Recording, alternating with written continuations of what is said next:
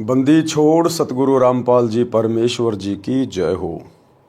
परमपिता परमात्मा सारी सृष्टि के रचनहार, कुल मालिक, असंख्य ब्रह्मांडों के स्वामी, जगत गुरु, तीनों लोकों में प्रवेश करके सबका भरण पोषण करने वाले, राजाधीराज, आत्माधार, नाथों के नाथ, देवों के देव महादेव, सर्वेश्वर महेश्वर, मृत्युंजय, अजरो अमर, आदि अनादि सनातनी प्रभु, जगत पिता जगदीश्वर, श्री श्री 1008 की उपाधि के वास्तविक अधिकारी, अकाल मूर्त सौद स्वरूपी राम वासुदेव, सर्वगतम ब्रह्म, परम पूज्य, प्रथम पूज्य, परम संत, परम पुरुष, परम धनी, परम दयालु, सत्य कबीर, हक्का कबीर, अल्लाहु कबीर, अल्लाहु अकबर, बाखबर, अल्लाह ताला, जगत के तारणहार, जगत के मुक्तिदाता, जगत के जगन्नाथ, हारे के सहारे, हिंदुओं के राम, मुसलमानों के अल्लाह, सिखों के वाहिगुरु, ईसाइयों के मसीह, दया के सागर दयानिधि, करुणा के सागर करुणानिधि, स्वयंभू परिभू, संकट मोचन, कष्ट हरण, मंगल करण, दुख भंजन, अविगत कबीर,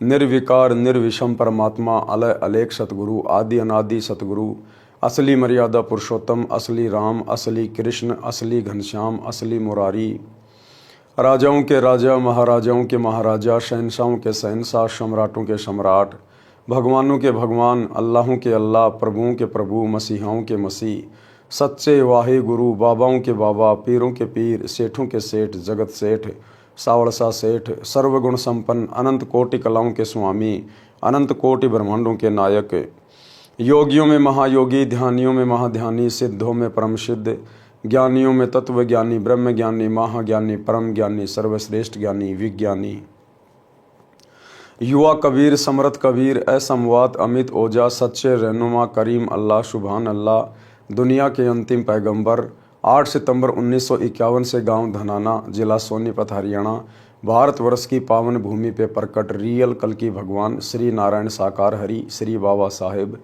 नूर अनंत परमात्मा, संत श्रोमणी सतगुरु रामपाल जी परमेश्वर जी के चरण कमल में साध संगति से जुड़े हुए देश विदेश से आप और हम सभी सत्सेवक भाई बहनों का अनंत कोटि दंडवत प्रणाम। सत्साई भाई और बहनों, दया परमपिता परमेश्वर जी की, सारी सृष्टि के रचनहार सतगुरु रामपाल जी भगवान की, जिनके शुभ आशीर्वाद से, विशेष आशीर्वाद से पवित्र पुस्तक जीने की राह के ऊपर वीडियो बनाने की श्रृंखला जारी है। इसी श्रृंखला में आज हमारा ये 10वें नंबर का वीडियो है। प्रत्येक वीडियो में गुरुदेव भगवान के आशीर्वाद से अध्यात्म से संबंधित बहुत सारी बातें आप और हम सभी भगत भाई बहनों को प्राप्त हो रही हैं। जिन बातों को सुनकर जो भगत भाई बहन भक्ति मार्ग पर लगे हुए हैं उनका दृढ़ विश्वास हो रहा है, और जो अभी सतगुरु रामपाल जी के सत्संग ही सुन रहे हैं उन्हें बहुत कुछ जानकारी प्राप्त हो रही है। तो कल के वीडियो में गुरुदेव भगवान ने हमें राम भगत जी की कथा के माध्यम से बहुत सारी बातों से परिचित करवाया, अवगत करवाया कि किस प्रकार से हमने अपने बड़े बुजुर्गों का सम्मान करना चाहिए, उनकी सेवा करनी चाहिए, उनको प्रेम से बोलना चाहिए, ताकि हमारे बच्चों में संस्कार पड़े, और बुढ़ापे में यदि आज हम अपने बुजुर्गों की सेवा करेंगे तो आगे चलकर परमात्मा भी हमारी सेवा करवाएंगे। और घर स्वर्ग के समान बन जाता है जब संत का सत्संग घर में चलना शुरू हो जाता है। नाम दीक्षा लेकर सभी भक्ति शुरू कर देते हैं और अपनी आत्मा का कल्याण करवा लेते हैं। तो भाई और बहनों, ये पवित्र पुस्तक जीने की राह, यदि आपने अभी तक इस पुस्तक का पार्ट नंबर 1 नहीं देखा है तो आप जिससे प्रार्थना है पार्ट नंबर 1 से देखना जरूर शुरू करें, क्योंकि पार्ट नंबर 1 इस पुस्तक की भूमिका है, और भूमिका को अच्छे से पढ़े बिना, समझे बिना आगे का वीडियो समझ में आना थोड़ा मुश्किल है। तो आज के वीडियो में हम गुरुदेव भगवान के आशीर्वाद से शुरू करते हैं। पवित्र पुस्तक जीने की राह, पार्ट नंबर 10, पेज नंबर 71। सत्संग से घर की कलह यानी झगड़ा समाप्त होती है, क्योंकि सत्संग से ज्ञान होगा। ज्ञान से हम लोग विचार करेंगे कि हम क्यों लड़ रहे हैं, क्यों झगड़ रहे हैं। 2 दिन का ये जीवन है, कब किसका समय आ जाए कोई भरोसा नहीं है। हम क्यों लड़ रहे हैं, किसके साथ में लड़ रहे हैं, लड़ाई झगड़े से हमें मिलेगा क्या सिवाय टेंशन के। तो सत्संग से फिर आदमी विचार करना शुरू कर देता है। एक माई अपनी पुत्र वधू पर बात बात पर क्रोध करती थी। छोटी छोटी गलतियों को बढ़ा चढ़ाकर अपने पुत्र से कहती, पुत्र अपनी पत्नी को धमकाता। इस प्रकार घर नरक बना हुआ था। सत्संग के अभाव में वो घर नरक बना हुआ था। वो माई बात बात पर अपनी पुत्र वधू के साथ यानी अपने बेटे की पत्नी के साथ में झगड़ा करती, लड़ाई करती। क्योंकि सारा दिन वो क्या करती, आड़ोसी पड़ोसियों के पास में जाती, इधर उधर की बातें करती, भक्ति का कोई नामो निशान नहीं था, सत्संग में जाती नहीं थी, सारा दिन कुविचार मन में आते रहते थे, एक दूसरे की सुनी सुनाई बातें इधर उधर बाईपास करती रहती थी, अपने कर्म फोड़ रही थी। परमात्मा कहते हैं सत्संग में कुतिया भली साकट भली न माँ, वाह बैठी हरी चर्चा सुने वाह निंदा करने जा। परमात्मा कहते हैं सत्संग में ना जाने वाली माँ से वो कुतिया 100 गुना ज्यादा अच्छी है, जो किसी कारण से संतों के सत्संग में बैठी हुई है, आसपास बैठी हुई है, परम संत के वचन उसके कानों में जा रहे हैं। और वो माँ जो सत्संग में नहीं जाती है, इधर उधर की निंदा चुगली करती है, वो तो उस कुतिया से भी बदतर है जो निंदा चुगली करके केवल अपने कर्म ही फोड़ सकती है। पुत्र वधू अपनी सासू माँ से कभी कभी कहती कि आप सत्संग जाया करो। अपनी पड़ोसन भी जाती है। सासू माँ बोली कि सत्संग में तो आई गई यानी बदचलन स्त्रियां जाती हैं, जिनका संसार में सम्मान नहीं होता, जो अच्छे कुल की नहीं है, हम खानदानी हैं, हमारा क्या काम सत्संग में। बुढ़िया कहती हमारा क्या काम है सत्संग में, सत्संग में तो ऐरी गैरी जाती है, जिनकी कोई इज्जत नहीं होती समाज में, जिनको कोई काम नहीं है, हम तो खानदानी है खानदानी। परमात्मा कहते हैं अगले जन्म में फिर वो खानदानी धर्मराज के द्वारा कुतिया बनाई जाती है, कुतिया, बिना सत्संग के, बिना भक्ति के। परमात्मा कहते हैं एक हरि की भक्ति बिना नारी कुतिया होए, गली गली भोकत फिरे टूक न डाले कोई। सारा दिन एक रोटी टुकड़े के लिए घर घर आंडेगी, घर घर कोई जूत मारेगा, कोई एक आधा टूक डालेगा, नहीं मिलेगा तो खेत में जाके टट्टी खाएगी। जो आज खानदानी बनी बैठी है, जो आज अपने आप को इज्जतदार समझ रही है, कल को नंगी आंडेगी, नंगी, कोई इज्जत नहीं, नाम भी उसका गाली से शुरू होगा, कुतिया कुतिया। अपनी पड़ोसन भी सत्संग में जाती है। सासू माँ बोली कि सत्संग में तो आई गई यानी बदचलन स्त्रियां जाती हैं, जिनका संसार में सम्मान नहीं होता, जो अच्छे कुल की नहीं है, हम खानदानी हैं, हमारा क्या काम सत्संग में। ऐसे पुत्र वधू ने कई बार कोशिश की, परंतु माई मानने को तैयार नहीं होती। एक दिन गांव की स्त्री किसी कार्यवश उसके घर आई तो सास अपनी पुत्र वधू को गालियां दे रही थी, धमका रही थी कि आने दे तेरे खशम को, आज तेरी खाल उतराऊंगी।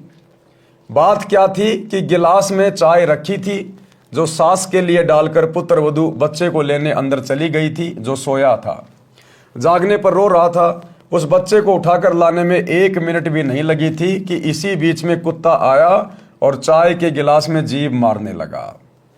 गिलास गिर गया, चाय पृथ्वी पर बिखर गई।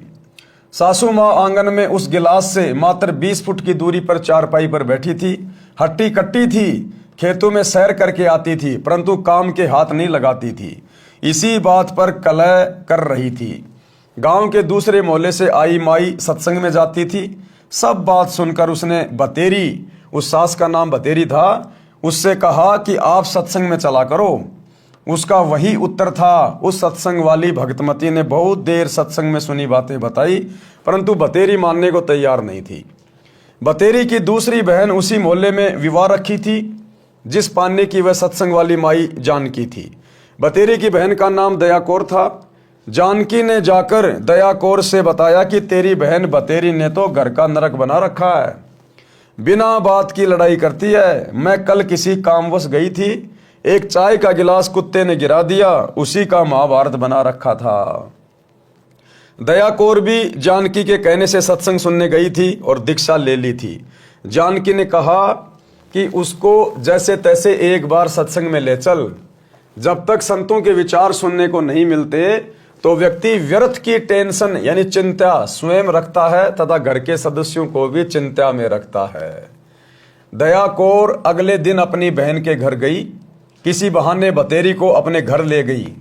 अब जो उसकी बहन थी बतेरी की दया कौर, वो किसी बहाने उसको अपने घर पे ले गई कि एक बार उसको यहाँ ले आऊं और फिर मैं इसको सत्संग में लेके जाऊंगी। एक बार ये सत्संग में चल पड़ेगी, गुरु जी के सत्संग सुनेगी और वहाँ जो माइयाँ, जो भाई बहन होंगे, उनसे बैठ के ज्ञान चर्चा होगी, परमात्मा की महिमा होगी, तो कुछ इसके समझ में आएगा। हो सकता है परम संत के वचन कान में पड़ जाएं तो इसके संस्कार बदल जाएं, इसका जीवन परिवर्तित हो जाए और घर नरक बनने से बच जाए। वहां से कई अन्य औरतें सत्संग में जाने के लिए जानकी के घर के आगे खड़ी थी। वे दया कौर को सत्संग में चलने के लिए कहने उसके घर गई। वहां उसकी बहन बतेरी को देखकर उसे भी कह सुनकर साथ ले गई। बतेरी ने जीवन में प्रथम बार सत्संग सुना। आश्रम में कैसे स्त्री पुरुष रहते हैं सब आंखों देखा तो अच्छा लगा। जैसा अनाप शनाप सुना करती थी वैसा आश्रम में कहीं भी देखने को नहीं मिला। सत्संग में बताया गया कि कई व्यक्ति अपनी बहन, बेटी, बहुओं तथा अन्य स्त्रियों को सत्संग नहीं भेजते और न स्वयं जाते हैं। वे कहते हैं कि हमारे सत्संग में जाने से घर की इज्जत का नाश हो जाएगा, हमारी बहू बेटियां बदनाम हो जाएंगी। उनको विचार करना चाहिए कि सत्संग में न आने से परमात्मा के विधान का ज्ञान नहीं होता कि भक्ति न करने वाले स्त्री पुरुष अगले जीवन में महान कष्ट भोगते हैं। अब सतगुरु तो सतगुरु ही है। आत्माएं सत्संग में आती हैं। अब परमात्मा को पता है कि कहाँ चोट करनी है, कैसे ये आत्मा सीधे रास्ते चल पड़ेगी। तो परमात्मा ने उसी बहन को आधार बनाकर और उसी की दुखती हुई नस के ऊपर चोट मार दी। जो बातें वो सोचा करती थी कि सत्संग में तो ऐरी गैरी औरतें जाती हैं, हम तो खानदानी हैं, परमात्मा ने उसी विषय को लेकर सत्संग शुरू कर दिया। सूक्ष्म वेद में बताया है कि जो मनुष्य शरीर प्राप्त करके भक्ति नहीं करते उनको क्या क्या हानि होती है। कबीर हरि के नाम बिना नारी कुतिया होए, गली गली भोकत फिरे टूक न डाले कोई। संत गरीबदास जी की वाणी से, बीबी पर्दे रहे थी, ड्योडी लगे थी बाहर, अब गात उगाड़े फिरती है वह बड़ कुतिया बाजार। बीबी पर्दे रहे थी। पुराने समय में ये ठाकुर लोग, राजपूत लोग या वैसे भी जो राजा महाराजा थे, वो अपने घर की औरतों को बाहर नहीं निकलने दिया करते थे। वो उनको पर्दे में रखा करते थे। घर के अंदर काम या तो नौकर करते थे या फिर वो खुद घर के जो पुरुष होते थे वो सारा काम किया करते थे। अपनी औरतों को घर से बाहर नहीं निकलने दिया करते थे, पर्दे में रखते थे, उनको अपने घर की इज्जत माना करते थे। तो परमात्मा कहते बिना सतगुरु की भक्ति के वो पर्दे में रहने वाली बीबी अगले जन्म में मरने के बाद परमात्मा के विधान अनुसार फिर वो पशु योनि में जाती है और फिर वो कुतिया बनती है, कुतियां। तो परमात्मा कहते हैं बीबी पर्दे रहे थी और ड्योडी लगे थी बाहर। बाहर उसके नौकरानी, नौकर वगैरह खड़े रहते थे उसकी सुरक्षा में। अब गात उगाड़े फिरती है वह बन कुतिया बाजार। अब वो नंगी होके घूम रही है। वो पर्दे में रहने वाली घर की इज्जत एक भक्ति ना करने से, सतगुरु के सत्संग ना सुनने से, अब वो गात उगाड़े फिरती है बनकुतिया बाजार। ये दुर्गति करवा ली उसने सत्संग में ना जाने से। वे पर्दे की सुंदरी सुनो संदेशा मोर। परमात्मा कहते हैं वो जो सुंदरियां, घर की इज्जत, वो स्त्रियां जो पर्दे में रहा करती थी, सुनो संदेशा मोर कि उनके बारे में सुन लो मेरी बात। गात उगाड़े फिरती हैं करे सरायों शोर। अब वो नंगी होके कुतिया बन के सरायों में शोर करती है। सराय यानी धर्मशाला।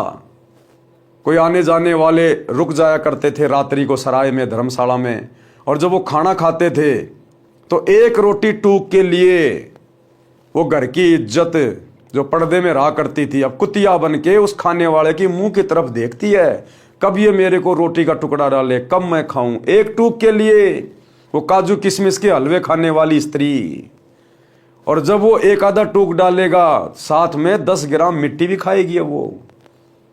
तो सतगुरु के सत्संग ना सुनने से उस जीव ने अपनी कैसी दुर्गति करवा ली। नक बेसर नक पर बनी, पहरे थी हार हमेल, सुंदरी से कुतिया बनी, सुन साहिब के खेल। परमात्मा कहते हैं देखो इस काल के खेल। वो महंगे महंगे सोने चांदी के गहने पहनने वाली, 9 लखा हार पहनने वाली, कहते हैं अब वो सुंदरी से कुतिया बन गई। सुन साहिब के खेल, देखो परमात्मा के खेल। भावार्थ, मनुष्य जीवन प्राप्त प्राणी यदि भक्ति नहीं करता है तो वह मृत्यु के उपरांत पशु पक्षियों आदि आदि की योनियां प्राप्त करता है। अरे भैया, आम इंसान की तो औकात ही क्या है। इस परमात्मा के संविधान के अनुसार, विधान के अनुसार, जिसको दुनिया भूल चुकी है, जिस प्रकार हमारे शरीर के ऊपर हमारे भारत देश का संविधान लागू होता है, इसी प्रकार शरीर के अंदर जो आत्मा है, रूह है, उसके ऊपर परमात्मा का संविधान लागू होता है। ऊपर धर्मराज के दरबार में पाई पाई का हिसाब देना पड़ता है कि तेरे को 50 साल की उम्र दी, 100 साल की उम्र दी या 150 साल की उम्र दी, तूने क्या किया? तेरे को भक्ति करने के लिए भेजा था, ये बकवाद करके वापस आ गया। तूने जितना कमाया, जितना जोड़ा, धन या इज्जत, कहाँ है तेरी इज्जत? नंगा खड़ा है तू लाइन में। कहाँ है तेरा वो धन जो तूने पूरी जिंदगी कमाया बैल और गधे की तरह? तो फिर ये आत्मा वहां पर नीचे गर्दन करके खड़ी हो जाती है कि गलती बन गई। गलती बन गई तो भैया आप सजा भुगतो। फिर गधा, कुत्ता, सुअर, कुतिया बना दिए जाते हैं। तो परमात्मा कहते हैं कि भैया उस समय क्या जवाब दोगे परमात्मा को, जब तुम खाली हाथ जाओगे, वहां पर पशु पक्षियों की योनियों में डाले जाओगे, और आम इंसान की तो बेचारे की औकात क्या। गरीबदास जी कहते हैं, तेरी क्या बुनियाद प्राणी, तू पेंडा पंथ पकड़बो।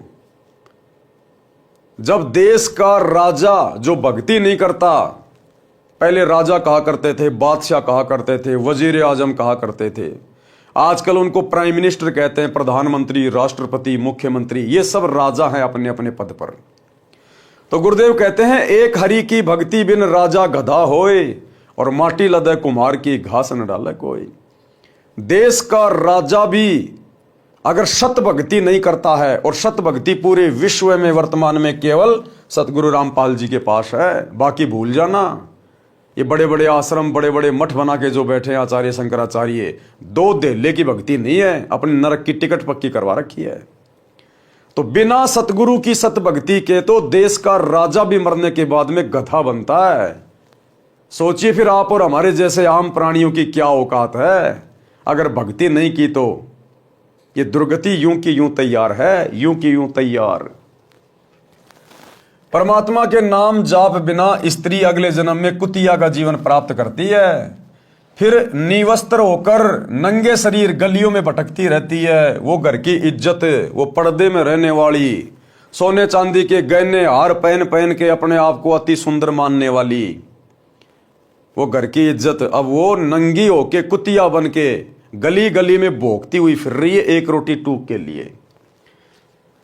भूख से बेहाल होती है, उसको कोई रोटी का टुकड़ा भी नहीं डालता। जिस समय वह आत्मा स्त्री रूप में किसी राजा, राणा तथा उच्च अधिकारी की बीवी यानी पत्नी थी, वे उसके पूर्व जन्म के पुण्यों का फल था। जब उसका मनुष्य जन्म था और वो पर्दे में रहा करती थी, किसी राजा की रानी बनके, किसी बहुत बड़े अधिकारी की पत्नी बनके या ठुकरानी बनके, तो परमात्मा कहते हैं कि वो आत्मा उस जन्म में अपने पिछले जन्म की दान पुण्य की मलाई खा रही थी। अगले जन्म के लिए भक्ति की नहीं, दान पुण्य किया नहीं, संतों के सत्संग में गई नहीं, उसने अपनी दुर्गति करवा ली। अब वो कुतिया बन के घूम रही है राजा की रानी। वे उसके पूर्व जन्मों के पुण्यों का फल था, जो कभी किसी जन्म में भक्ति धर्म आदि किया था, वह सर्व भक्ति तथा पुण्य स्त्री रूप में प्राप्त कर लिए। जैसे आज देश का प्रधानमंत्री है या कोई मुख्यमंत्री है, बहुत बड़ा कोई उद्योगपति है जिसका दुनिया में नाम है, और भक्ति आज वो कर नहीं रहा, और भक्ति भी करता है तो खाली लोक दिखावे की, अपने केवल वोट प्राप्त करने के लिए। किसी मंदिर का उद्घाटन कर दिया, किसी मस्जिद में चला गया, किसी तीर्थ पे चला गया, केवल जनता को खुश करने के लिए। और वो भक्ति भी शास्त्रों के अनुसार नहीं है। ये शास्त्रों में, किसी भी धर्म के धर्म शास्त्र में मूर्तियां बना बना के पत्थर की, सोने की, चांदी की या पीतल की, ये पूजने का आदेश नहीं है। जो मंत्र जाप हमारे धर्मगुरु देते हैं, हरे हरे, राधे राधे, श्याम मिलादे, ओम नमो भागवते वासुदेवाय, जय जय राम, हरे राम, ओम नमः शिवाय, जय जगदीश हरे, ये सब फर्जी है, फर्जी मनमाना आचरण है पूरा। किसी भी धर्मशास्त्र में जो कि प्रमाणित हैं, चारों वेद, गीता जी, कुरान, पुराण, बाइबल, आपको किसी भी धर्म ग्रंथ में इन मंत्रों के जाप करने का कोई उल्लेख नहीं मिलेगा। ये मनमाना आचरण है, मनमाना आचरण है। तो यदि वो देश का राजा, प्रधानमंत्री, मुख्यमंत्री अगर कोई भक्ति भी करता है तो वो भी शास्त्रों के विरुद्ध करता है, तो अगले जन्म में वो सीधा गधे की योनि में जाता है वो राजा। ये परमात्मा का विधान है। तो वर्तमान में वो राजा, वो मुख्यमंत्री, बहुत बड़ा कोई अधिकारी, बहुत बड़ा कोई बिजनेसमैन, कोई बॉलीवुड का हीरो हीरोइन, कोई ये क्रिकेटर, वर्तमान में यदि सतगुरु रामपाल जी की भक्ति नहीं करते हैं तो हमें वो जो ठाठ बाट करते हुए दिखाई दे रहे हैं ना, घूमते फिरते, नाचते गाते, मौज मस्ती करते, राज करते, वर्तमान में वो अपने पिछले मनुष्य जन्म की मड़ाई खा रहे हैं। जब कभी उनका इससे पहले मनुष्य जन्म था स्त्री या पुरुष का, और उन्होंने जो भक्ति की थी, दान पुण्य किया था, मंत्र जाप किए थे, उनका प्रतिफल आज वर्तमान में भोग रहा है। वो दान धर्म किया हुआ तो मिल गया, लेकिन मोक्ष नहीं हुआ, क्योंकि मोक्ष तो सच्चे सतगुरु के शरण में आने से होगा। अब वर्तमान में भक्ति वो कर नहीं रहा तो अगले जन्म में क्या मिलेगा? अगर अगला जन्म उसको मिलेगा मनुष्य का, तो बीच में 84 लाख योनियां भोगनी पड़ेंगी। एक लंबा चक्कर काट के आना पड़ेगा गधे कुत्ते सुअर बनने का। 84 लाख प्रकार की योनियां, सुनने में छोटा शब्द है, लेकिन एक गधे का जीवन देख लो, कितना कष्टमय, कितना दुखदायी होता है। तो कहते वो राजा फिर अगले जन्म में पशु योनि में जाएगा, जो आज हमारे को बहुत बड़ा पावरफुल दिखाई दे रहा है। चाहे भारत का हो, चाहे अमेरिका का हो, चाहे किसी भी देश का हो, परमात्मा के दरबार में प्रधानमंत्री गिरी नहीं चलती, ये राष्ट्रपति गिरी नहीं चलती, ये नेतागिरी केवल यही चलती है जब तक उसके पुण्य हैं। और जिस दिन यहां भी उनके पुण्य खत्म हो जाते हैं, पिछले जन्मों की भक्ति कमाई जब समाप्त हो जाती है, तो यहां भी उनकी दुर्गति होती है। उनका हेलीकॉप्टर क्रैश हो जाता है, विमान उनका क्रैश हो जाता है, एक्सीडेंट में मारे जाते हैं, बीमारी में मारे जाते हैं। सब कुछ पाप और पुण्य के आधार से चलता है। इसलिए संत भक्ति पे जोर देते हैं कि मनुष्य जन्म केवल परमात्मा प्राप्ति के लिए मिलता है। बाकी तो अपने संस्कार से, जिसको राज मिला है, जिसको कुछ भी मिला है पद, उसके संस्कार से मिला हुआ है। वह आत्मा ऊंचे घराने की बहु बेटियां थी। उस समय पर्दों में रहती थी, काजू किशमिश डालकर हलवा तथा खीर खाती थी। उनका जूठा छोड़ा हुआ नौकरानियां खाती थी। उनको सत्संग में नहीं जाने दिया जाता था, क्योंकि वे उच्च घरानों की बहुएं तथा बेटियां थी। घर से बाहर जाने से बेइज्जती मानती थी। बड़े घरों की इज्जत इसी में मानी जाती थी कि बहु बेटियां का पर्दे में घर में रहना उचित है। इन कारणों से वह पुण्यात्मा सत्संग विचार न सुनने के कारण भक्ति से वंचित रह जाती थी। उस मानव शरीर में वह स्त्री गले में 9-9 लाख रुपए के हमेल हार पहनती थी, नाक में सोने की नाथ पहनती थी। उसी हार श्रृंगार में अपना जीवन धन्य मानती थी। भक्ति ना करने से वे अब कुतिया का जीवन प्राप्त करके नंगे शरीर गलियों में एक एक टुकड़े के लिए तरस रही होती हैं। शहर में पहले सराय यानी धर्मशाला होती थी। यात्री रात्रि में उनमें रुकते थे। जैसे आजकल हाईवे पे होटलें होती हैं, बड़े बड़े ढाबे होते हैं, ऐसे पहले के समय में राजा महाराजा सराय बना दिया करते थे, जिनको धर्मशाला कहा करते थे, जिनमें यात्री रात्रि में रुका करते थे। यात्री रात्रि में उनमें रुकते थे, सुबह भोजन खाकर प्रस्थान करते थे। वह पर्दे में रहने वाली सुंदर स्त्री कुतिया बनकर धर्मशाला में रुके यात्री का डाला टुकड़ा खाने के लिए धर्मशाला में भोगती है। रोटी का टुकड़ा धरती पर डाला जाता है, उसके साथ कुछ रेत मिट्टी भी चिपक जाती है। वह सुंदरी जो काजू किशमिश युक्त हलवा खीर खाती थी, भक्ति नहीं करती थी, उस रेत मिट्टी युक्त टुकड़े को खा रही है। यदि मनुष्य शरीर रहते सहते पूरे संत से नाम लेकर भक्ति कर लेती तो ये दिन नहीं देखने पड़ते। और पूरा संत वर्तमान में केवल एक है, सतगुरु रामपाल जी। बाकी जितने भी संत हैं ये सब नकली हैं।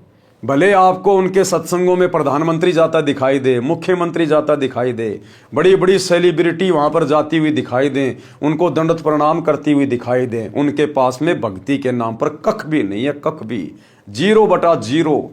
खुद भी नरक में जाएंगे, अपने फॉलोवर को भी नरक में लेके जाएंगे। सत भक्ति पूरे विश्व में केवल सतगुरु रामपाल जी के पास है। एक बार थोड़ी हिम्मत करके जेब से मोबाइल निकाल कर यूट्यूब पर जाकर सर्च करें, सृष्टि रचना सतगुरु रामपाल जी, धीरे धीरे सुनना शुरू करें एक बार। अन्यथा परमात्मा अपने कर कमल से जो हमें लिख कर दे रहे हैं, ये बीतेगी फिर हमारे साथ में। बड़े बड़े घराने की औरतें, बड़े बड़े अधिकारी, जो काजू किशमिश के हलवे खाया करते थे, बड़ी बड़ी पार्टियों में जा जा के शराब पिया करते थे, अच्छा अच्छा 20 प्रकार का खाना खाया करते थे, लेकिन एक भक्ति ना करने से, और वो भी सच्ची भक्ति ना करने से, अगले जन्म में गधे कुत्ते बनकर उनको दुर्गतियों का सामना करना पड़ता है, नंगे हारना पड़ता है, नंगे। अब वो इज्जत कहाँ गई, वो ऐशो आराम कहाँ गए, वो पार्टियां कहाँ गई। अब पार्टियों में झूठी पत्तड़ चाट रही है वो, जो पर्दे में रहा करती थी, काजू किशमिश खाया करती थी। इसलिए गुरुदेव भगवान कहते हैं, यदि अपनी दुर्गति करवाने से बचना चाहते हो तो समय रहते सत्संग सुनना शुरू कर दो, सच्चे सदगुरु की शरण में आ जाओ, अन्यथा ये दुर्गति चाहे भिखारी हो चाहे राजा हो, अगले जन्म में बिल्कुल तैयार है। इसी संदर्भ में परमात्मा हमें एक कथा सुना रहे हैं, पुल्लोबाई की नसीहत। पुल्लोबाई एक साध्वी थी, जैसे कि मीराबाई थी, ऐसे ही एक साध्वी थी, परमात्मा की भक्ति करती थी, और एक राजा ने उससे नाम उपदेश ले लिया था। उसकी कथा गुरुदेव भगवान हमें यहां पर लिख कर दे रहे हैं। हमने क्या शिक्षा लेनी है। एक राजा ने पुल्लोबाई के ज्ञान विचार सुने, बहुत प्रभावित हुआ। उस राजा की 3 रानियां थी। राजा ने अपनी रानियों को पुल्लोबाई के विषय में बताया। राजा ने कई बार पुल्लोबाई भगतनी की, अपनी रानियों के सामने प्रशंसा की। अपने पति के मुख से अन्य स्त्री की प्रशंसा सुनकर रानियों को अच्छा नहीं लगा, परंतु कुछ बोल नहीं सकी। उन्होंने भगतमती पुल्लोबाई को देखने की इच्छा व्यक्त की। राजा ने पुल्लोबाई को अपने घर पर सत्संग करने के लिए कहा, तो पुल्लोबाई ने सत्संग करने की तिथि तथा समय राजा को बता दिया। अब राजा तो धार्मिक विचारों वाला था, वो तो पुल्लोबाई की प्रशंसा इसलिए करता था क्योंकि उसने उससे उपदेश ले रखा था, और वो उसके ज्ञान की प्रशंसा किया करता था, ना कि उसकी सुंदरता की। लेकिन रानियों को यह लगता था कि वो जरूर हमसे भी ज्यादा सुंदर है, इसलिए राजा बार बार उसकी प्रशंसा कर रहा, जो उनको अच्छा नहीं लगता था। तो रानियों ने एक दिन विचार करके राजा से कहा कि हम उस पुल्लोबाई को देखना चाहते हैं जिसकी आप इतनी प्रशंसा करते हो। रानियों ने देखा कि हम कितनी सुंदर हैं और कैसे कैसे सोने चांदी के गहने पहन रखे हमने, हमारे से भी ज्यादा सुंदर होगी क्या। लेकिन संतों की, भक्तों की सुंदरता भक्ति में होती है, दान धर्म में होती है, अच्छे आचरण में होती है, सोने चांदी से कोई सुंदरता नहीं होती है। ये तो उन रानियों के अपने विचार थे, बिना सत्संग के। तो एक दिन राजा ने पुल्लोबाई से प्रार्थना की, तो पुल्लोबाई ने सत्संग करने का टाइम फिक्स कर दिया कि फला फला दिन मैं परमात्मा के आशीर्वाद से आपके घर पर ज्ञान चर्चा के लिए आऊंगी। तो रानियां बड़ी प्रसन्न हुई कि अब देखेंगे उस पुल्लोबाई को कितनी क्या सुंदर है। और जिस दिन वो पुल्लोबाई आई, उस दिन रानियों ने और ज्यादा हार श्रृंगार मेकअप वगैरह कर लिया कि हमसे भी ज्यादा सुंदर है क्या वो। फिर पुल्लोबाई उनको अंत में क्या नसीहत देती है, क्या उनको सलाह देती है। उन्होंने भगतमती पुल्लोबाई को देखने की इच्छा व्यक्त की। राजा ने पुल्लोबाई को अपने घर पर सत्संग करने के लिए कहा, तो पुल्लोबाई ने सत्संग की तिथि तथा समय राजा को बता दिया। सत्संग के दिन रानियों ने अति सुंदर तथा कीमती वस्त्र पहने तथा सब आभूषण पहने, अपनी सुंदरता दिखाने के लिए कोई कसर नहीं छोड़ी। रानियों ने सोचा था कि पुल्लो बहुत सुंदर होगी। भगतमती पुल्लो राजा के घर आई। उसने खद्दर का मैला सा वस्त्र धारण कर रखा था, हाथ में माला थी, चेहरे का रंग भी साफ नहीं था। भगतमती पुल्लो को देखकर तीनों रानियां खिलखिलाकर हंसने लगी और बोली, ये है वो पुल्लो, हमने तो सोचा था बहुत सुंदर होगी। उसकी बात सुनकर भगतमती पुल्लोबाई ने कहा कि क्या कहा पुल्लोबाई ने अब उनकी बातें सुनकर, गहना बादा तन की शोभा, यानी तुम अपने शरीर के ऊपर जो कीमती कीमती वस्त्र पहनकर, आभूषण पहनकर जो अपनी शोभा मान रही हो ना, अपनी इज्जत मान रही हो ना, कहते हैं वस्त्र आभूषण तन की शोभा, और ये तन काचो भांडो, ये शरीर तो कच्चे मटके जैसा है, और भक्ति बिना बनोगी कुतिया, राम भजो ना रांडो। कि हे बेशरम औरतों, भक्तिहीन औरतों, बिना परमात्मा की भक्ति के आज तुम अपने शरीर की सुंदरता, ये बहुत महंगे महंगे कपड़े, सोने चांदी के आभूषणों को समझ रही हो ना, ये शरीर तो कच्चे मटके की तरह है, कब फूट जाए कोई भरोसा नहीं। और बिना सतगुरु की सतभक्ति के अगले जन्म में कुतिया बन के घूमोगी। कुतिया बिना भक्ति के बनोगी कुतिया। राम बजोना रांडो, परमात्मा का सत्संग ले लो, सतगुरु की शरण ग्रहण कर लो समय रहते और भक्ति कर लो। तुम्हारे जैसी ना जाने कितनी जा चुकी हैं गधी और कुतिया की योनियों में। तो इस प्रकार से पुल्लोबाई ने उनको समझाने का प्रयास किया। भावार्थ, सुंदर वस्त्र तथा आभूषण शरीर की शोभा बढ़ाते हैं। ये शरीर नाशवान है, जैसे कच्चा घड़ा होता है। ये शरीर क्षण भंगुर है, यानी कब नष्ट हो जाए, एक्सीडेंट में ये मर जाए, छत से गिर जाए तो ये खराब हो जाए, टूट जाए, फूट जाए, आग में ये जल जाए, जहर खाने से ये मर जाए। इस शरीर का कोई स्टैंड ही नहीं है, ये तो बिल्कुल कच्चा मटका है, क्षण भंगुर है। न जाने किस कारण से, किस आयु में और कब नष्ट हो जाए। यदि भक्ति नहीं की तो अगले जन्म में कुतिया का जन्म पाओगी, फिर निवस्त्र भटकती फिरोगी। इसलिए कहा है रांडो, अर्थात स्त्रियों भक्ति करो। रांड शब्द विधवा के लिए प्रयोग होता है, परंतु सामान्य रीति में स्त्रियां अपनी प्रिय सखियों को प्यार से संबोधित करने में प्यारी गाली के साथ प्रयोग किया करती थी। अब शिक्षित होने पर यह शब्द प्रयोग नहीं होता। भगतमती पुल्लोबाई ने सत्संग सुनाया, कबीर परमेश्वर जी की साखियां सुनाई और क्या कहा, कबीर हरि के नाम बिना नारी कुतिया हो, गली गली भोकत फिरे टूक न डाले कोय। कबीर राम रटत कोडी भलो, चू चू पड़े जो चाम, सुंदर देही किस काम की, जा मुख नाही नाम। परमात्मा कहते हैं राम रटत कोडी भलो और चू चू पड़े जो चाम, सुंदर देह किस काम की, जामुख नाही नाम। एक व्यक्ति है, बहुत अट्टा कट्टा शरीर है, अच्छा चिकना चुपड़ा चेहरा है, अपने आप को बड़ा धन्य मान रहा है, सुंदर समझ रहा है, और राम नाम है नहीं उसके पास, यानी सच्चे सतगुरु की भक्ति है नहीं। तो परमात्मा कहते हैं वो चाहे कितना अट्टा कट्टा है, कितना सुंदर है, कितना स्वस्थ उसका शरीर है, अगले जन्म में बिना सतगुरु की भक्ति के 84 में जाएगा, पशु पक्षियों की योनियों में कष्ट उठाएगा। और एक ऐसा व्यक्ति है जो बीमार है, कोढ़ जैसा रोग लगा हुआ है, लेकिन परमात्मा का नाम मिला हुआ है, अपनी भक्ति करता है, कहते हैं वो शरीर त्यागने के बाद में मोक्ष प्राप्त करेगा। और परमात्मा की भक्ति से उसका भयंकर से भयंकर रोग भी ठीक होगा, क्योंकि ये लक्षण है, ये गुण है परमात्मा की भक्ति के। परमात्मा अंधे को आंख देता है, कोढ़ी को काया देता है, बांझ को पुत्र देता है, निर्धन को माया देता है। ये गुण है परमात्मा के। तो कहते हैं राम रटत कोडी बलो, चू चू पड़े जो चाम। जिसका शरीर बीमारी से खराब हो रहा है लेकिन भक्ति कर रहा है, कहते हैं उस सुंदर व्यक्ति से लाख गुना अच्छा है वो, जिसका शरीर स्वस्थ नहीं है लेकिन जो भक्ति कर रहा है। क्योंकि ये मनुष्य शरीर भक्ति करने के लिए मिलता है। ये बकवाद करते हुए तो हमें असंख्य जन्म हो गए, असंख्य जन्म। ये कोई पहला मनुष्य जन्म नहीं हमारा। ना जाने आज से पहले कितने करोड़ों अरबों हमारे स्त्री पुरुष के मानव जन्म हो चुके हैं। हमने उन जन्मों में ये बकवादें तो करी हैं, और हर जन्म को बर्बाद करने के बाद हम फिर 84 लाख योनियों में गए। अब की बार हमारा दाव लगा इस भक्ति युग में। परमात्मा धरती पर सशरीर प्रकट हैं सतगुरु रूप में। एक बार सत्संग सुनना शुरू करो। तो परमात्मा कहते हैं राम रटत कोडी भलो, चू चू पड़े जो चाम, सुंदर दे किस काम की, जा मुख नाही नाम।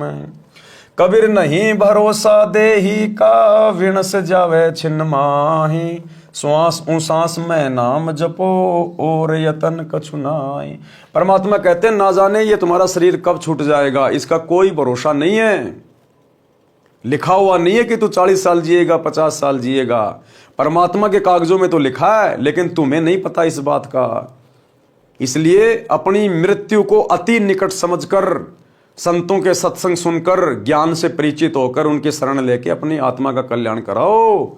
नहीं भरोसा देही का, ये विनस जाए छिन माही, 1 सेकंड नहीं लगती कब ये मर जाएगा, एक्सीडेंट में, भूकंप में, बीमारी से। कहते हैं श्वास ऊ श्वास में नाम जपो और यतन कछु नाई। सतगुरु तुम्हें जो मंत्र दीक्षा देगा उसको श्वास ऊ श्वास से जपो, यानी सतगुरु जो विधि बताएगा उस विधि से भक्ति करो, मंत्रों का जाप करो, तब इस मनुष्य जन्म का कोई फायदा है।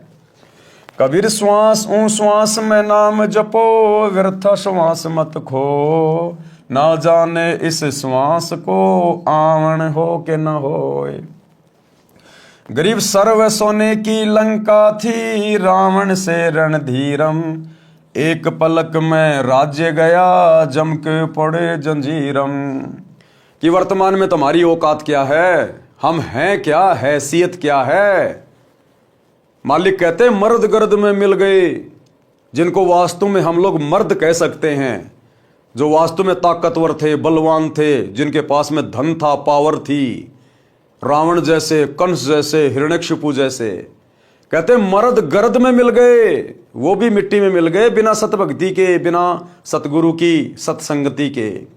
मर्द गर्द में मिल गए रावण से रणधीरम, कंस केश चानोर से हिरणाकुश बलवीरम। कहते हैं तुम्हारी तो औकात क्या है, वर्तमान में 5-5 फुट के, 6-6 फुट के, 6.5 फुट के, पता नहीं क्या समझने लग जाते हैं अपने आप को। रावण की 150 फुट की हाइट थी, 150 फुट की।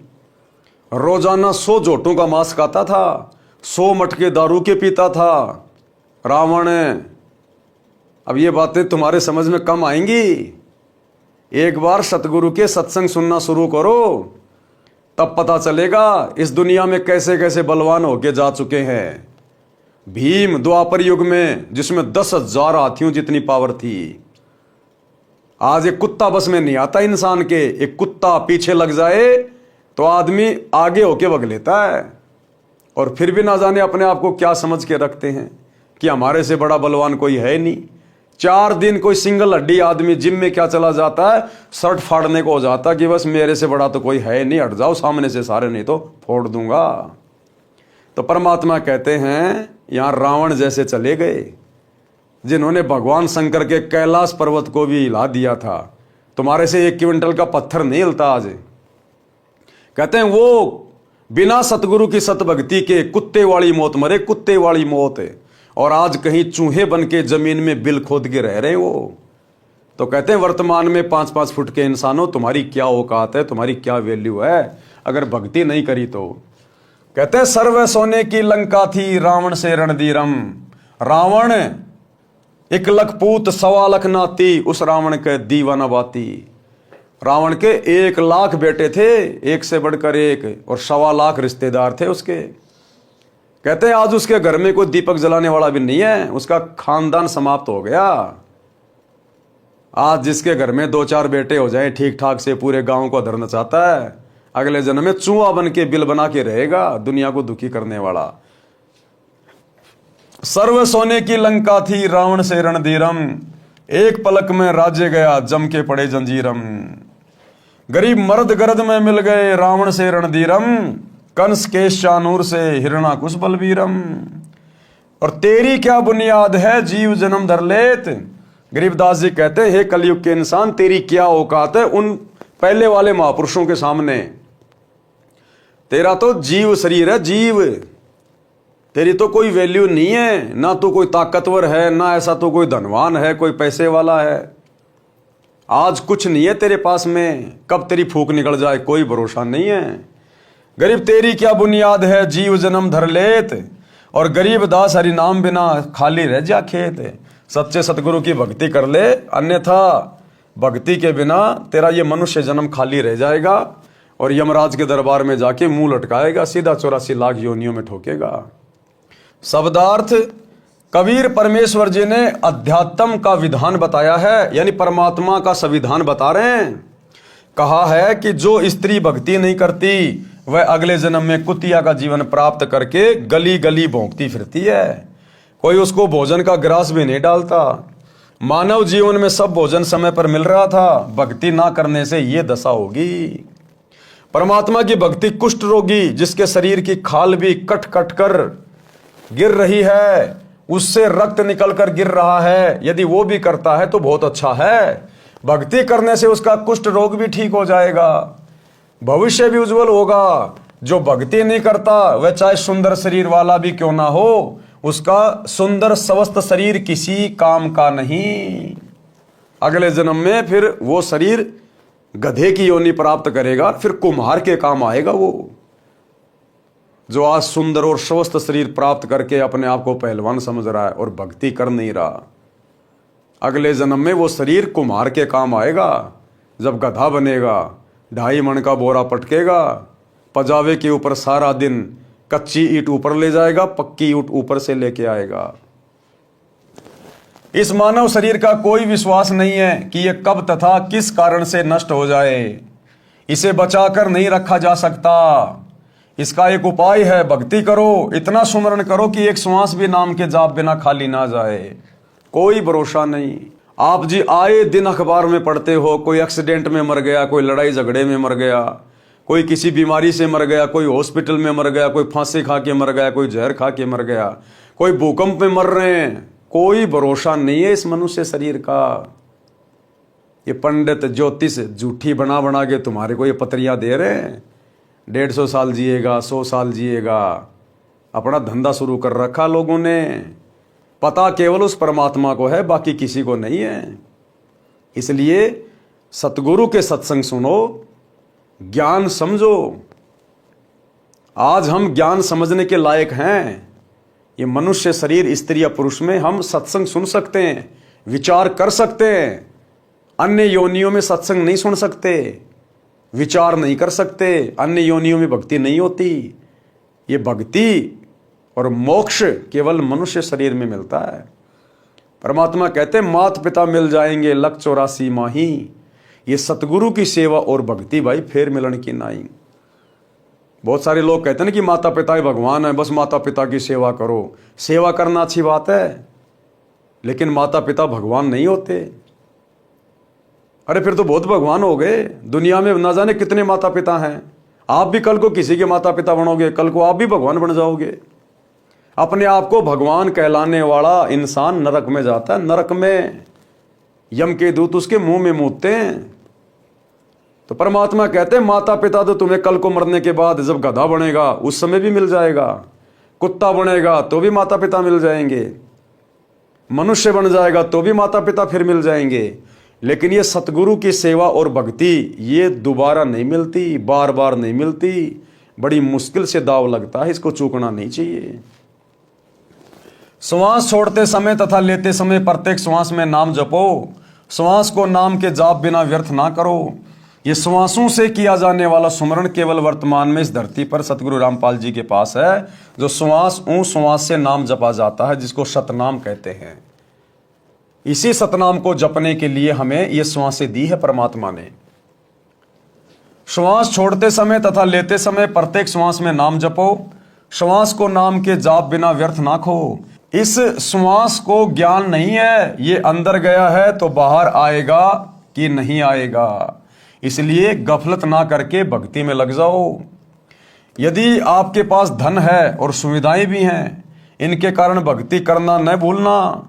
श्रीलंका के राजा रावण के पास अत्यधिक धन था। उसने सोने के मकान बना रखे थे और स्वयं भी योद्धा था, परंतु श्री रामचंद्र के साथ युद्ध हुआ, मारा भी गया और श्रवण भी लूट लिया गया। उसकी सोने की लंका भी हिंदुस्तान से जो वानर सेना गई थी लूट के ले आई। कोई 5 किलो, कोई 10 किलो उधर से तोड़ तोड़ के ले आए उसकी सोने की लंका को। तो कहते हैं उसका धन भी गया और उसका वो बल भी गया, राज्य भी गया। ये सब एक पलक में हो गया, यानी राम जी के तीर से मारा गया। कुछ ही समय में सब कुछ नष्ट हो गया तथा यम के दूत यानी मृत्यु देवता के नौकर उस रावण को जंजीरों में बांध कर ले गए, नरक में डाला गया। रावण जैसे मर्दाने यानी सूरवीर मिट्टी में मिल गए तथा मथुरा का राजा कंस, उसका प्रसिद्ध पहलवान चाणूर, कंस का नौकर केसी, रूपधारी राक्षस तथा हिरण्यकशिपु जैसे बलवान भी भक्ति बिना जीवन व्यर्थ कर गए। हे सामान्य प्राणी, तेरी क्या बुनियाद है? यानी तू किस आधार से बचेगा? तू कर्मों के अनुसार भिन्न भिन्न जीवों के शरीर धारण कर लेता है। संत गरीबदास जी ने परमेश्वर कबीर जी के बताए ज्ञान से कहा है कि भक्ति ना करने से तेरे को ऐसी हानि होगी जैसे किसान खेत में बीज न बोने से भूखा मरता है, उसे कोई लाभ नहीं होता। जिस प्रकार किसान खेत में बीज ना बोने से भूखा मरता है, उसी प्रकार मनुष्य शरीर में जो भक्ति का बीज नहीं बोता, सच्चे सतगुरु की शरण में नहीं आता, वो उसी प्रकार से अगले जन्मों में फिर महाकष्ट उठाएगा। भगतनी पुल्लों ने इस संसार की वास्तविकता बताई तथा भक्ति बिना होने वाले कष्ट बताए। छोटे से राज्य के टुकड़े को प्राप्त करके आप इतना गर्व कर रहे हो, ये व्यर्थ है। लंका का राजा रावण ने सोने के मकान बना रखे थे, सत भक्ति न करने से राज्य भी गया, सोना भी यही रह गया, नरक का भागी बना। राजा रानियों ने उपदेश लेकर भक्ति की तथा जीवन धन्य किया। जब पुल्लोबाई ने सत्संग किया और समझाया पूरी रात ज्ञान चर्चा करके, तब उन रानियों पे सत्संग का असर हुआ, क्योंकि सत्संग से ज्ञान होता है और हमारे संस्कार चेंज होने लग जाते हैं। तो राजा की रानियों ने भी वो मान बढ़ाई छोड़कर और पुल्लोबाई से उपदेश लेकर परमात्मा की भक्ति शुरू कर दी।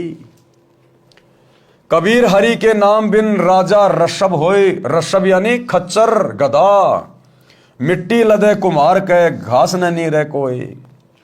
भगवान की भक्ति ना करने से राजा गधे का शरीर प्राप्त करता है, कुम्हार के घर पर मिट्टी ढोता है, घास स्वयं जंगल में खाकर आता है। यानी गधे के साथ में बहुत ज्यादा बुरी बीतती है, यानी वो सबसे ज्यादा कर्मों की मार झेलता है, सबसे ज्यादा गधा। क्योंकि जब उसका मनुष्य जन्म होता है वो राजा होता है, और राजा ना जाने कितने लोगों को दुखी कर देता है, कितने लोगों को परेशान कर देता है। और वैसे भी राजा देश की जनता के टैक्स से अपनी सर्व सुख सुविधाएं भोगता है, तो पूरी जनता का जो कर्जा होता है वो राजा के ऊपर होता है। और अगले जन्म में वो राजा मरने के बाद गधा बनकर देश के प्रत्येक नागरिक का गधा बनता है, किसी का बैल बनता है, किसी की गाय बनती है, किसी की भैंस बनता है। इस प्रकार से अपना कर्जा उतारता, फिर वो इतनी दुर्गति होती है राजा की। तो फिर पीछे तू पशुआ की जे दीजे बैल बनाए, चार पहर जंगल में डोले तो नहीं उधर भराए। फिर ये दुर्गति होगी उस राजा की, अगले जन्म में जानवर बन के, और उसका पेट भी नहीं भरेगा ढंग से। इतना मोटा पेट लगा देगा भगवान, इतना मोटा, सारा दिन नीचा मुंह करके खाता रहेगा, पीछे से निकालता रहेगा, उसका पेट भी ढंग से नहीं भरेगा। और किसान सारा दिन जब वो बैल बनेगा उसको खेत में हल में जोतेगा, और शाम को सूखा सूखा चारा डालेगा, सूखा जौं का भूस। आंखों में आंसू आएंगे लेकिन मजबूरी में खाना पड़ेगा। जब वो राजा था, बड़े बड़े 7 स्टार होटल में 56 प्रकार की डिश खाता था, लेकिन एक भक्ति नहीं करी।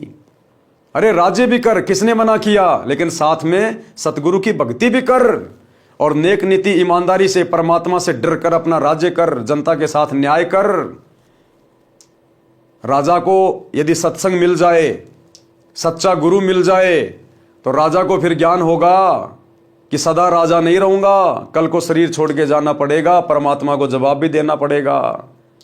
अगर परमात्मा ने तुझे इतनी बड़ी जिम्मेदारी दी है पूरे देश की, तो तेरे पास अच्छा अवसर है देश की सेवा करने का। राजा तो बहुत अच्छी प्रकार से भक्ति कर सकता है, क्योंकि राजा के पास धन की कमी नहीं होती। वो दान धर्म खूब कर सकता है, भंडारे कर सकता है, अपने शुभ कर्म बना सकता है, लेकिन बिना ज्ञान के वो उल्टे अपने कर्म फोड़ के जाता है और अगले जन्म में पशु योनि में जाता है। तो गुरुदेव कहते हैं फिर 56 प्रकार के भोजन खाने वाला, फिर वो कुर्डियों पे डोलता है, गंदगी खाता, फिर वो गधा बन के। सिर पर सींग दिए मन बोरे, धूम से मच्छर उड़ाए। फिर कहते हैं वो बैल बनेगा, उसके सिर पे 2 सींग लग जाएंगे और धूम से मच्छर उड़ाए। आज जो एसी में सोता है, कल को फिर बैल बनेगा ना, फिर उसके एक पूंछ लगा दी जाएगी, वो पूंछ ही उसका पंखा होगी, वो ही उसकी कूलर होगी, वो ही उसकी एसी होगी, उसी से अपने मच्छर और मक्खियां उड़ाएगा फिर वो राजा। तो कहते हैं सिर पर सींग दिए मन बोरे, धूम से मच्छर उड़ाए, और कांधे जुआ जोते कुआ, कोंदू का बुशकाए। उसको फिर किसान खेत में जोतेगा, खेत से पानी निकालेगा चड़स से, और खाने को क्या मिलेगा, कोंदू का भूस, जोक का चारा मिलेगा, जोक का भूस, जो बहुत तीखा होता है, चुभता है, लेकिन खाना पड़ेगा। अब वो राजा थोड़ी है जो उसके लिए 20 प्रकार की सब्जियां और 3 प्रकार की चपाती लेके आएंगे। भक्ति करता तो परमात्मा फिर से उसको मनुष्य जन्म देता, कोई बड़ा अधिकारी बनता, हो सकता राजा बन जाता, फिर से उसको वही सुविधाएं मिलती।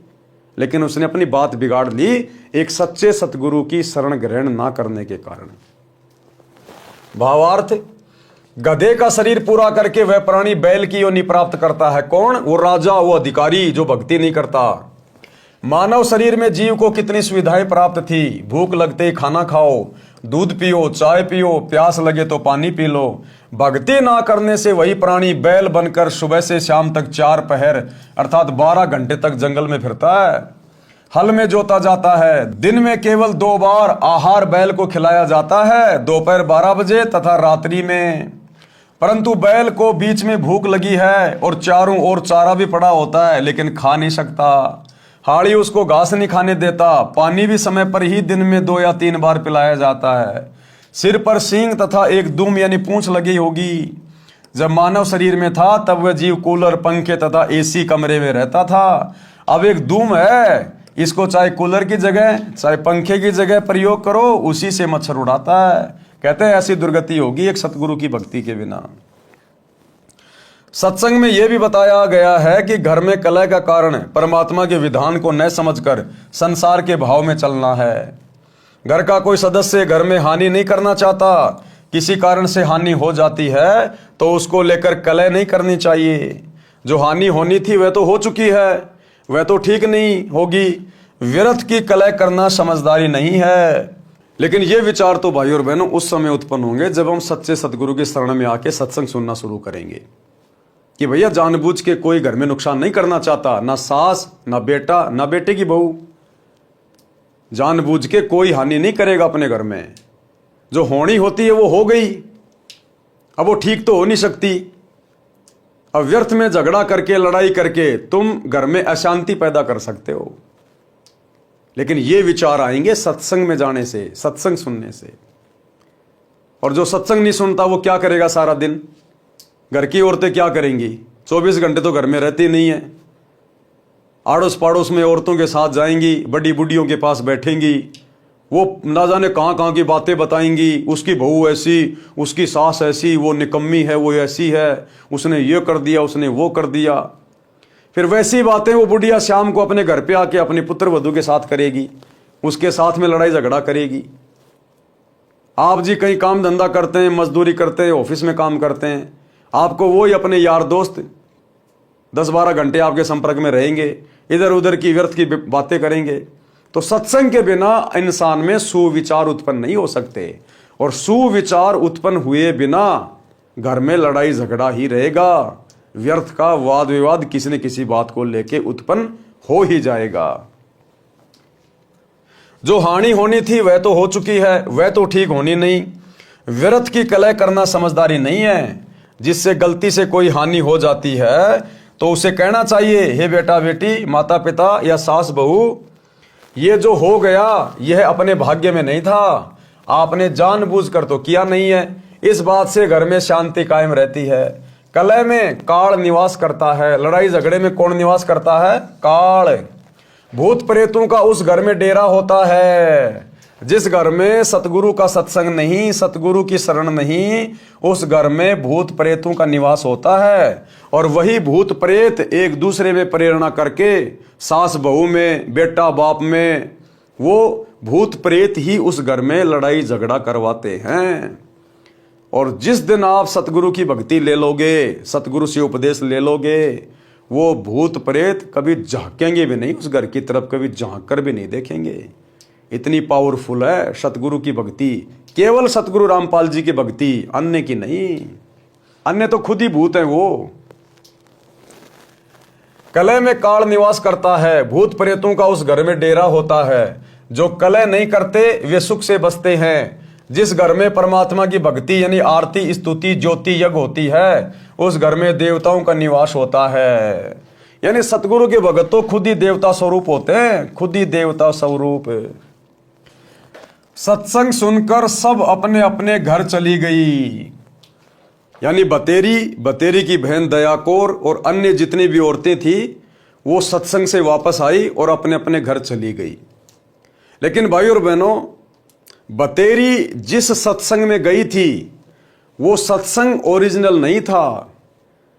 जिस गुरु से वो नाम दीक्षा लेके आई थी अपनी बहन के कहने से, वो शास्त्र अनुकूल साधना नहीं देता था। लेकिन फिर भी सत्संग सुनने से अच्छाई इंसान में उत्पन्न होती है। और जो बतेरी की जो बेटे की बहू थी पुत्र वधू, उसने सही गुरु से नाम उपदेश ले रखा था, जो गुरु शास्त्र अनुकूल साधना करवाता था। यानी परमेश्वर कबीर जी अपनी आत्माओं को सत्संग देने के लिए, ज्ञान देने के लिए अनेकों वेश बनाकर यहां पर विचरण करते रहते हैं। सत्संग सुनकर सब अपने अपने घर चली गई। सत्संग दिन के 12 बजे से 2 बजे तक हुआ था। पुत्र वधू को पता नहीं था कि सासू माँ सत्संग में गई थी।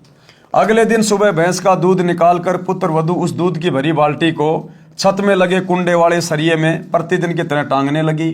उसे लगा कि बाल्टी टंग गई, परंतु सरिये के उल्टी ओर बाल्टी का कड़ा लगा था। पुत्र वधू ने सोचा कि ठीक लगा है और बाल्टी छोड़ दी। बाल्टी पृथ्वी पर गिर गई, दूध बिखर गया। आवाज सुनकर बतेरी आई और पुत्र वधू दूध के बजाय सासू माँ की ओर मायूसी से देख रही थी। अब उस पुत्र वधू ने सोचा, जिसका नाम निशा था, कि भैया अब तो घर में वही लड़ाई झगड़ा, वही कलह शुरू हो जाएगी। अब ये जीने देगी ना मरने देगी, और रात को इसका बेटा आएगा, उससे भी मेरी पिटाई करवाएगी। उस बुढ़िया की तरफ देखने लग गई। बोलना उचित नहीं समझा, क्योंकि पुत्र वधू को पता था कि सासू माँ किसी भी सफाई के वचन नहीं सुनती। सोच रही थी कि आज का सारा दिन लड़ाई झगड़े में जाएगा, शाम को पति आएगा, उससे भी पिटाई करवाएगी। हे परमात्मा, ये कौन बनी?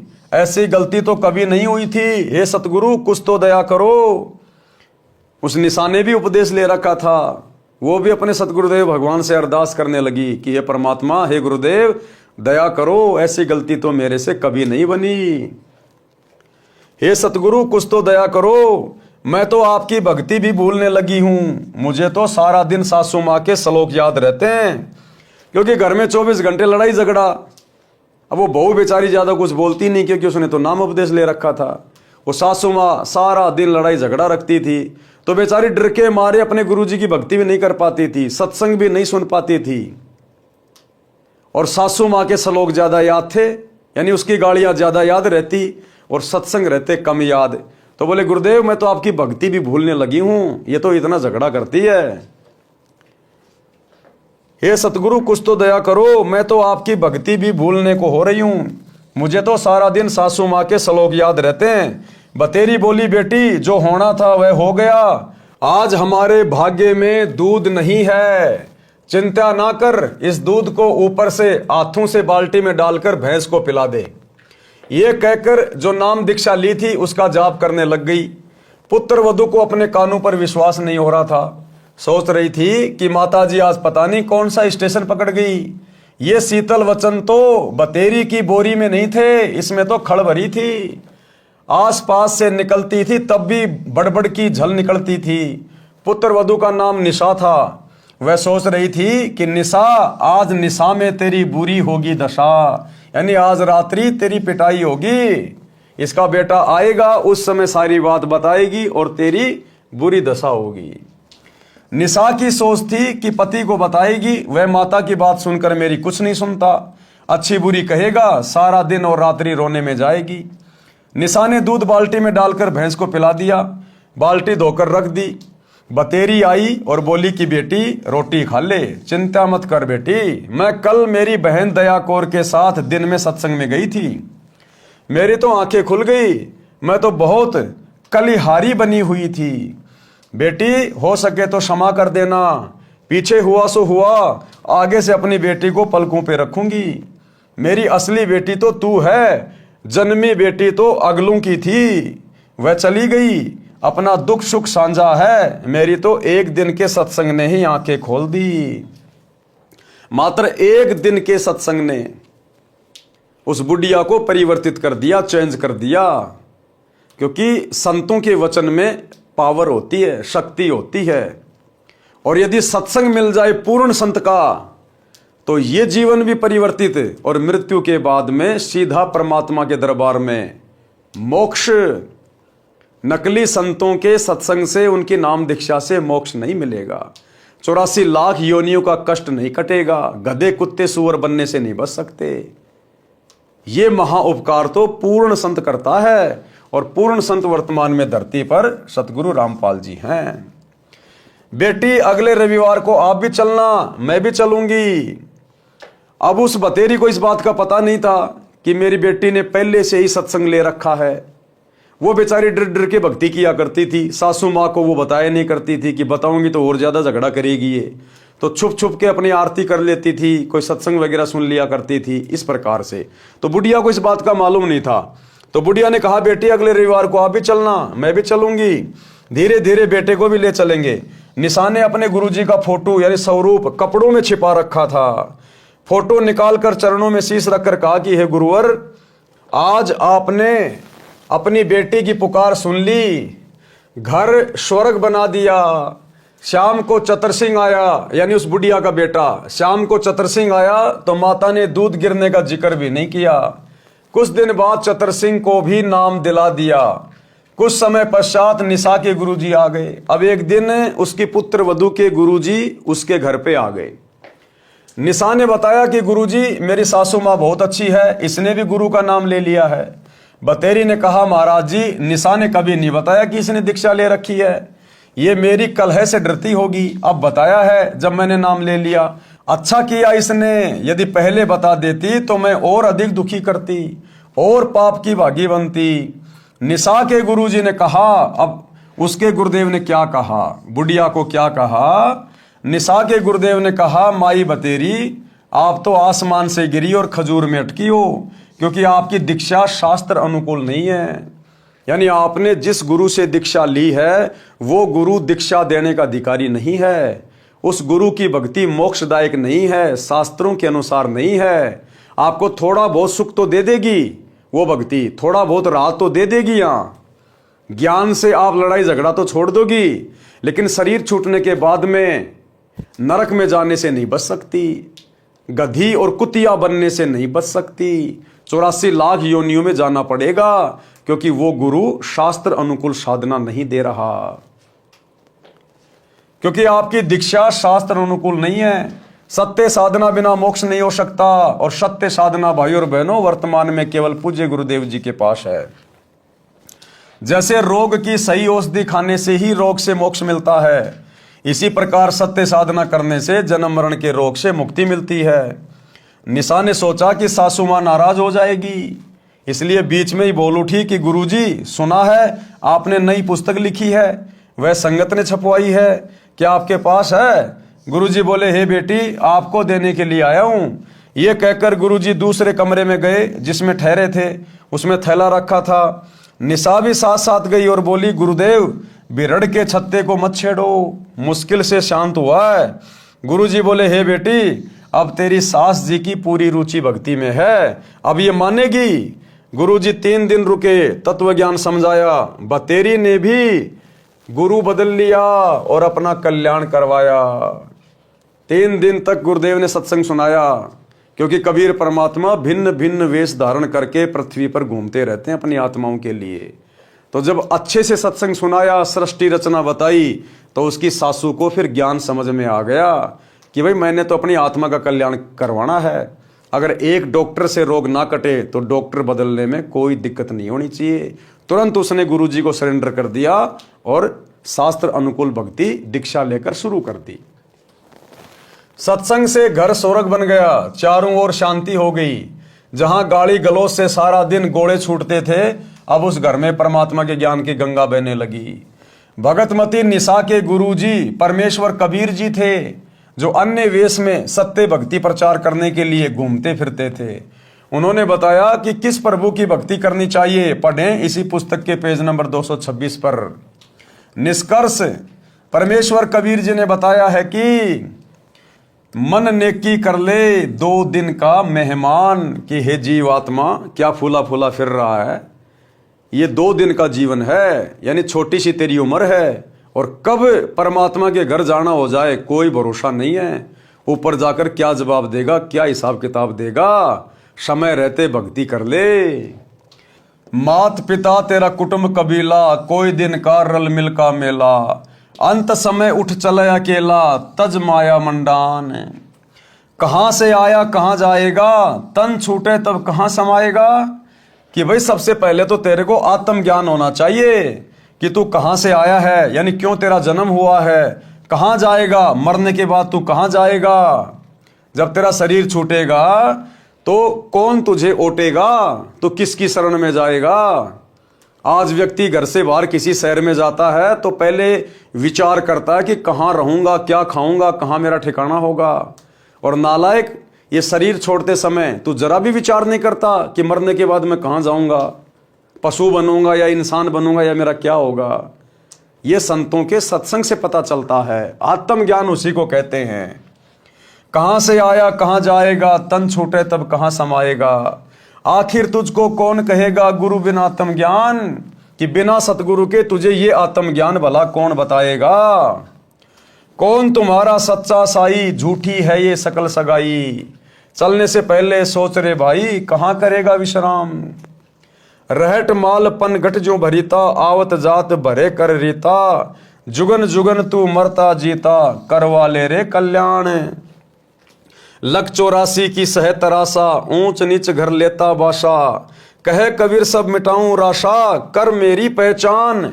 यानी सतगुरु रूप में जब परमात्मा आता है तो कहते हैं पहचान कर ले सत्संग सुन के, तेरा सदा सदा का ये जन्म मरण का झंझट मिटा दूंगा तेरा। भावार्थ, परमेश्वर कबीर जी ने अपने मन को संबोधित करके हम प्राणियों को सतर्क किया है कि इस संसार में 2 दिन का यानी थोड़े समय का मेहमान है। इस थोड़े से मानव जीवन में आत्मज्ञान के अभाव से अनेकों पाप इकट्ठे करके अनमोल मानव जीवन नष्ट कर जाता है। धन कमाने की विधि तो संसार के व्यक्ति बता सकते हैं, परंतु गुरुदेव जी के बिना आत्मज्ञान यानी जीव कहां से आया, मनुष्य जीव का मूल उद्देश्य क्या है, सतगुरु धारण किए बिना यानी दीक्षा लिए बिना जीव का मानव जन्म नष्ट हो जाता है। ये बात गुरु जी के बिना कोई नहीं बताएगा। चाहे पृथ्वी का राजा भी बन जा, परंतु भविष्य में पशु जन्म मिलेगा। जन्म मरण का चक्कर गुरु जी के ज्ञान व दीक्षा मंत्र बिना समाप्त नहीं हो सकता। जब तक जन्म मरण का चक्कर समाप्त नहीं होता तो बताया है कि ये जीवन अरहट का कुआं लोई, यागड़ बंध्या है सब कोई। कीड़ी कुंजर और अवतारा, अरहट डोर बंधे कई बारा। भावार्थ, जैसे रहट के कुएं में लोहे की चक्री लगी होती है, उसके ऊपर बाल्टियों की चैन वेल्ड की जाती है, उसको रहट कहा जाता था। पहले बैल या ऊंट से चलाते थे, जैसे कोल्लू बैल ऊंट से चलाते हैं, पहले अधिक चलाते थे। रहट की बाल्टियां नीचे कुएं से पानी भरकर लाती हैं, ऊपर खाली हो जाती हैं। यह चक्कर सदा चलता रहता है। इसी प्रकार पृथ्वी रूपी कुएं से पाप तथा पुण्यों की बाल्टी भरी, ऊपर स्वर्ग नरक में खाली की।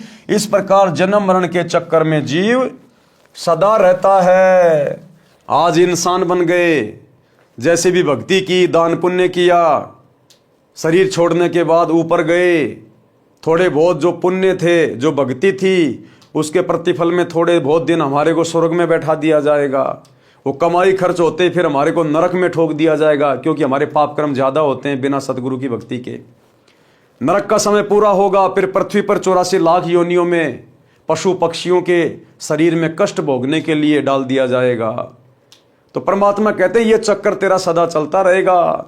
84 के बाद फिर तेरे को एक मनुष्य जन्म मिलेगा, फिर उस मनुष्य जन्म में तू इसी प्रकार से परिवार के पोषण में, बच्चों के लालन पालन में, 2 रोटी कमाने में, भक्ति कभी की कभी नहीं की, मरने के बाद फिर गधा कुत्ता।